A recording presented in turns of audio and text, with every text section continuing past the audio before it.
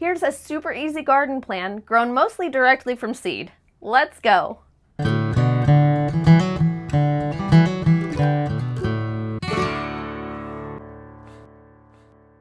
One of the easiest ways to grow a garden is by direct sowing. Potentially your whole garden could be planted out and sown in 20 minutes or less in one sitting.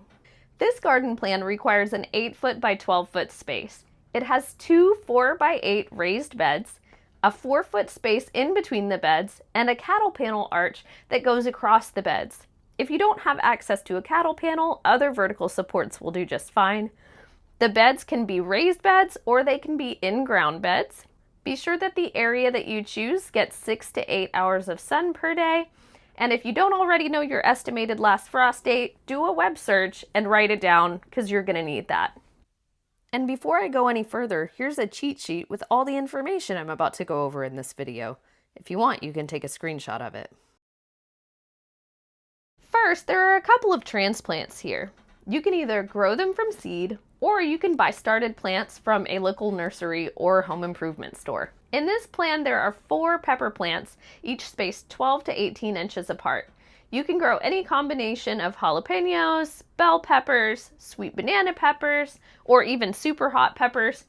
I recommend Jimmy Nardello as a very sweet and mild pepper for cooking, and early jalapeno for doing things like making salsas and pickling. When you plant pepper plants, it's helpful to plant an extra inch of the stem below the soil to encourage extra root growth and stability for the plant. If you start from seed, peppers can be started as early as 8 to 10 weeks before your last estimated frost date.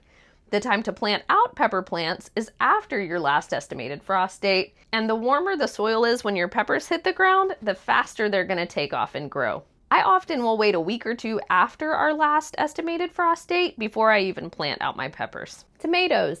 There is room enough on this side of the cattle panel for 2 to 3 tomato plants. Tomatoes can be planted so that the stem is buried up to the first true leaves of the seedling, creating more root growth and stronger plants.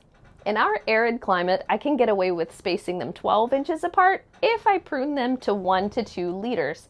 But for most areas, it's recommended to space them 18 to 24 inches apart and prune them to 1 to 2 lead stems. Pruning suckers is easy, fun, and you can actually root suckers to create more plants. On this type of trellis, I recommend indeterminate tomatoes, not determinate. Determinates have more of a bush growing habit, and indeterminates will continue to grow upward if you keep them tied to the trellis. And they will continue producing fruit until the plant dies or high temperatures get above 90 degrees Fahrenheit. If you stop pruning tomato suckers, larger tomato varieties will tend to grow smaller fruit. I tend to stop pruning my cherry tomatoes about 2 feet off the ground because the fruit tends to be the same quality and you get more of it. For cherry tomatoes, I recommend Sun Gold. They are very sweet. And for an indeterminate, more common red tomato, I recommend Early Girl. And for an heirloom tomato, I recommend Cherokee Purple. Those 3 you can pretty commonly find as started plants. If you wanted, you could also start tomatoes from seed 6 to 8 weeks before your last estimated frost date, in which case you have pretty much any variety you want to choose from. Okay, so those are the transplants, but everything else in this garden is from seed sown directly into the ground. If it's your first time growing from seed, it is seriously time-saving and so easy. All of these seeds, unless I mention otherwise, are sown after your last estimated frost date, making it super easy to do in 10 minutes in one sitting. I'll give you spacing and sowing depths, but in general, most seeds will be happy with 1/2 inch of soil coverage. Water once per day is plenty to keep seeds moist for germination. And I would recommend marking where you sow your seeds or rows of seeds so that you can get used to identifying seedlings. Pulling weeds is a lot easier if you can identify the plants that you want to keep. Bush beans. Direct sow bush beans 2 to 3 inches apart in a row 6 to 8 inches away from the edge of your bed. It is much easier to pick bush beans if they're on the edge of a garden bed than if they're in the middle of a garden bed. In this plan, there's a 6-foot row of bush beans, but those seeds likely won't all germinate. You may end up with 50 plants or so. You want to sow them after your last estimated frost date when the soil warms up.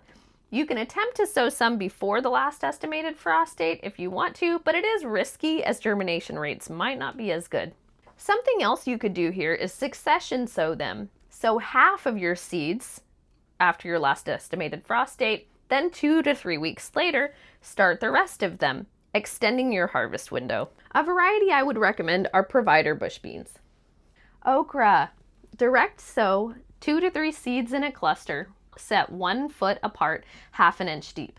After seedlings start to grow, you're going to thin to 1 plant per 1 foot by clipping. When you start to harvest okra pods, clip lower leaves to make it easier to see and harvest pods.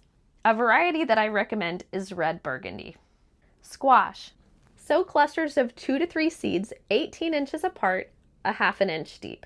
After seedlings start to grow, thin to the strongest looking plant every 18 inches by clipping. Yellow straight-neck squash or scallop squash are great prolific producers that should produce throughout the summer for you. Zucchini, same story as the squash. Sow a couple of seeds with 18-inch spacing, then thin to 1 plant. And Black Beauty is an early variety with high yields. Muskmelon. Sow 2 to 3 seeds in a cluster, 1/2 inch deep. No need to thin these here. You can sow them in the middle of the bed as pictured here, or if you want to make more growing space, you can plant them 6 inches from the edge of the garden bed and let them ramble outside of the garden bed. Some varieties I'd recommend are Hale's Best Jumbo Cantaloupe, Kajari Melon, and Madhuras Melon. Since in this scenario the melons themselves are sitting on the soil directly, it can help to prop them up a little bit, so try a piece of cardboard under the ripening melons to reduce bugs getting to it. Watermelon.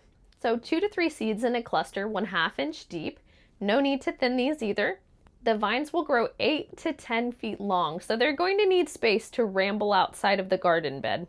One thing you can do to help your rambling melons is lay some weed barrier down a few feet out from your garden bed on the ground below so that your melons have a place to ramble without having to worry about mowing underneath the vines.